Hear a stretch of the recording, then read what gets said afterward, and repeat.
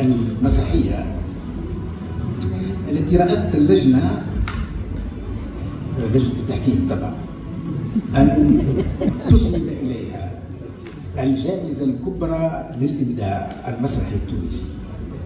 هي مسرحية حققت نجاحا لافتا في التأليف بين مجمل عناصر الفرجة المسرحية في خفة وعمق وانسيابية عجيبة حركت حواس المتفرجين وأذهانهم. هذه المسرحية هي الهاربة.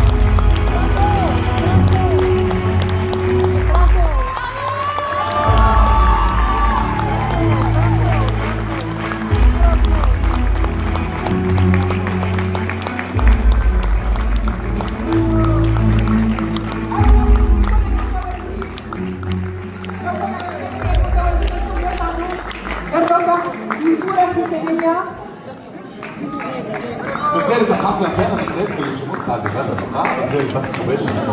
شكرا للجمهور. لو سمح إمكانية إنه كل المتواجدين يصعدوا على الركح بصورة جماعية لو سمحتم.